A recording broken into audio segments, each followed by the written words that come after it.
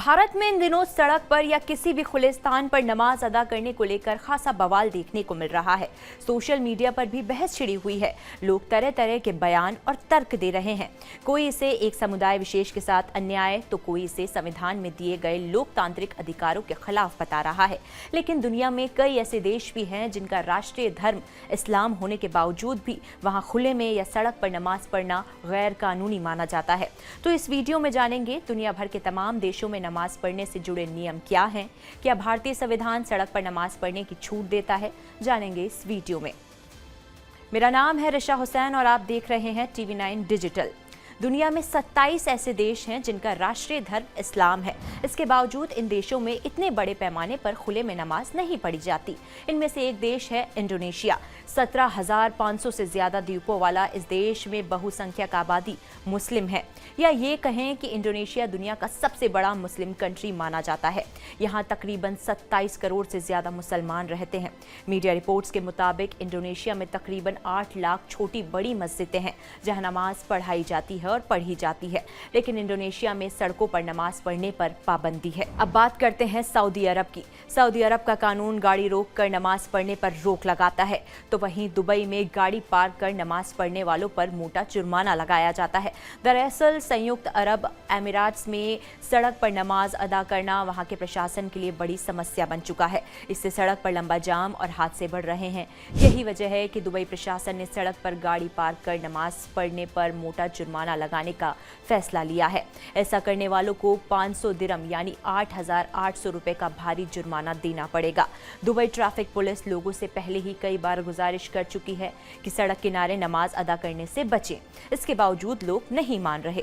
2 दिन पहले वहां एक बड़ा हादसा हो गया। इसके बाद दुबई प्रशासन ने सड़क पर नमाज पढ़ने पर भारी भरकम जुर्माना लगाने का फैसला किया। साथ ही पुलिस को नियमों की सख्ती से पालना करने के भी निर्देश दिए।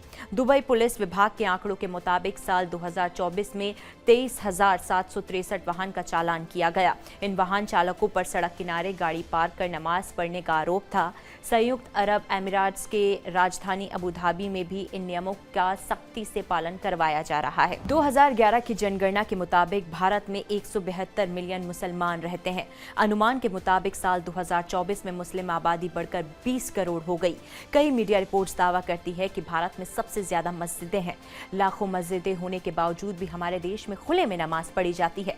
हालांकि भारतीय संविधान इजाजत नहीं देता कि किसी भी तरह का धार्मिक अनुष्ठान या जुलूस निकालने के लिए प्रशासनिक नियमों की अनदेखी करें, सड़कों पर गतिरोध पैदा किया जाए। बावजूद इसके यूपी, बिहार, महाराष्ट्र जैसे राज्यों में ऐसे तमाम मामले सामने आते हैं जो किसी भी सूरत में कानून सम्मत नहीं है। खुदा की इबादत करने के लिए ईदगाह, मस्जिद या घर सबसे मुफीद जगह मानी जाती है। हाँ, खास परिस्थितियों में आप पब्लिक प्लेसेस में इबादत कर सकते हैं, लेकिन आपकी वजह से दूसरों को मुश्किल ना हो रही हो। उत्तर प्रदेश की योगी सरकार इसे लेकर सख्त है।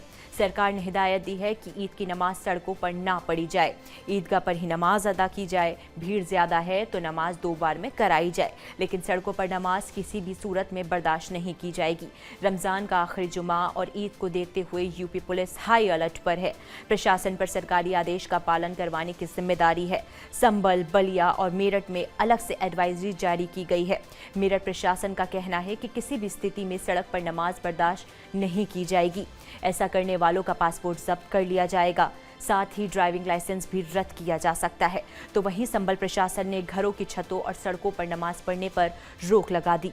बलिया प्रशासन ने सड़कों पर नमाज ना पढ़ने की अपील की है। योगी सरकार के इस आदेश पर अब सियासत शुरू हो गई है। एनडीए गठबंधन में शामिल राष्ट्रीय लोक दल के प्रमुख जयंत चौधरी योगी सरकार के आदेश से इत्तेफाक नहीं रखते। उन्होंने पासपोर्ट जब्त करने और ड्राइविंग लाइसेंस रद्द करने के आदेश को गलत ठहराया। साथ ही पुलिस और प्रशासन को संवेदनशीलता बरतने की अपील की है। तो वहीं बीजेपी सांसद रवि किशन, बीजेपी नेता मुख्तार अब्बास नकवी ने जनमानस को तकलीफ न देते हुए त्यौहार मनाने की अपील की है। कांग्रेस सांसद इमरान मसूद का कहना है कि इसके लिए कानूनी कार्रवाई की क्या जरूरत है। अगर सरकार मना कर रही है तो सड़क पर नमाज ना पढ़ें, तो आप मान जाइए, क्योंकि सड़क सरकार की है। ये बात मुसलमानों को समझनी चाहिए। सड़क पर नमाज पढ़ने के अलावा लाउड स्पीकर को लेकर भी कई देशों में अलग अलग कानून हैं। हाल ही में इंडोनेशिया सरकार ने लाउड स्पीकर से जुड़े नियमों में सुधार किए हैं। लोगों को परेशानी को देखते हुए मस्जिदों पर लगे लाउड स्पीकर की आवाज को कम रखने का फैसला लिया गया है। सऊदी अरब सरकार तो मस्जिदों के बाहर लगे लाउड स्पीकरों पर भी रोक लगा चुकी है। सऊदी अरब के इस्लामिक मामलों के मंत्रालय ने एक नोट जारी करते हुए नमाज के दौरान मस्जिदों में बाहरी लाउड स्पीकरों के इस्तेमाल पर प्रतिबंध लगा दिया है। स्थानीय मीडिया के मुताबिक देश के इस्लामिक मामलों के मंत्री ने एक सर्कुलर जारी किया है, जिसमें मस्जिदों को केवल अजान और इकामत यानी सामूहिक इबादत के लिए लाउड स्पीकर के इस्तेमाल की इजाज़त दी गई है।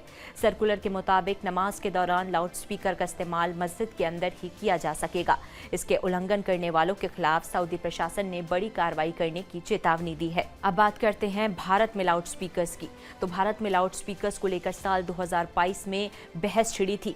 अजान वर्सेस हनुमान चालीसा पर छिड़ी ये बहस महाराष्ट्र में शुरू हुई थी। धीरे धीरे कर्नाटक, यूपी, गोवा, बिहार समेत कई राज्यों में इसमें शामिल हो गए। इन राज्यों के तमाम धार्मिक संगठनों ने प्रदर्शन किया, साथ ही मस्जिदों में लाउड स्पीकर का इस्तेमाल बंद करने की मांग की थी। लाउड स्पीकर्स को लेकर देश की तमाम अदालतों ने आदेश दिए हैं। इनमें शोर का मानक स्तर और लाउड स्पीकर बजाने का वक्त तय किया गया है। कई राज्य सरकारों ने भी नियम कानून बनाए हैं। हालांकि कायदे कानून का कितना पालन हो रहा है ये आप सब जानते हैं। बहरहाल ईद के मौके पर आपसे गुजारिश है, अफवाहों पर ध्यान ना दें, सामाजिक सौहार्द बनाए रखें, साथ ही यातायात नियमों का पालन करें। ये आपकी हमारी सामूहिक जिम्मेदारी है। अपना और अपनों का ख्याल रखें। शुक्रिया।